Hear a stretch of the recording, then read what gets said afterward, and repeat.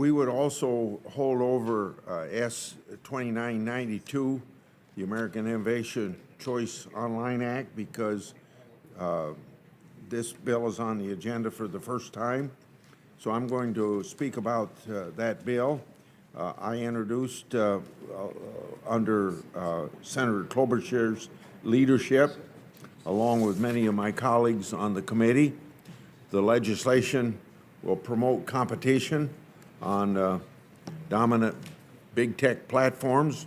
I look forward to voting on this bill out of committee when we get to it.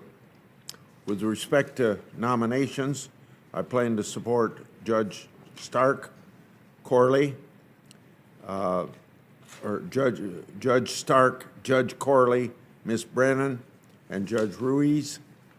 I'll also vote for Ms. Vidal, U.S. Patent and Trade Office. She's widely respected in intellectual property and has practiced intellectual property law for over 20 years. I ask her views on patent application fees, multiple challenges to the same patent, and concern about the inter partes review process, potentially because it disadvantages small inventors. Ms. Vidal made clear that she understands the challenges facing our patent process, as well as concerns from small inventors, and that she'll work to address them.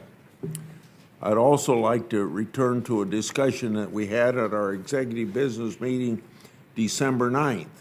We discussed the Justice Department's continuing failure to respond to this committee's congressional oversight request. This was very much a bipartisan discussion, and I thank all the colleagues who engaged in it, and probably everybody on the committee agreed with it, even if they didn't engage in the discussion at that time. At that meeting, Senator Durbin mentioned creating a list of outstanding oversight requests. We've done that before as a committee, and the department didn't seem to give it the weight that it ought to have had. We've even had committee-wide call with Attorney General Garland.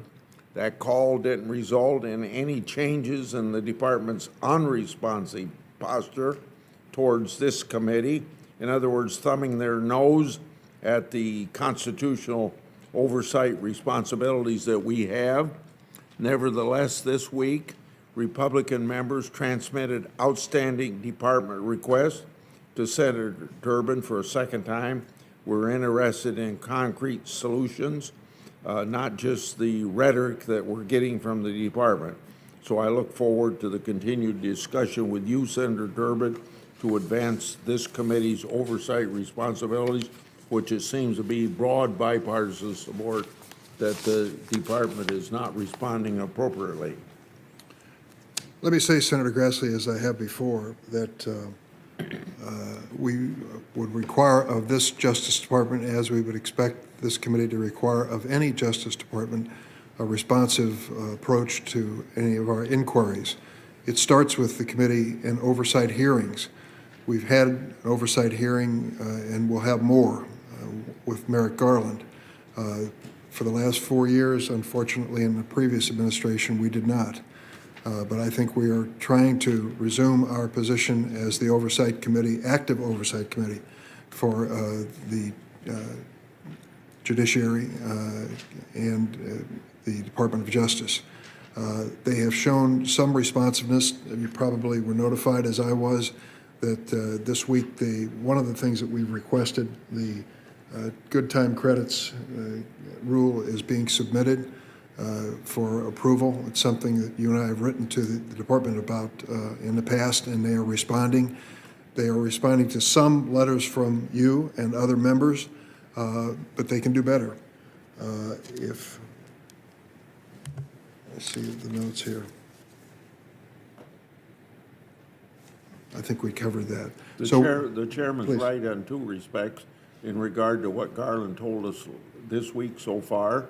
And then you're right in regard to the Trump administration, but it probably goes back several administrations. Yes. Senator Kennedy, did you seek recognition on this topic?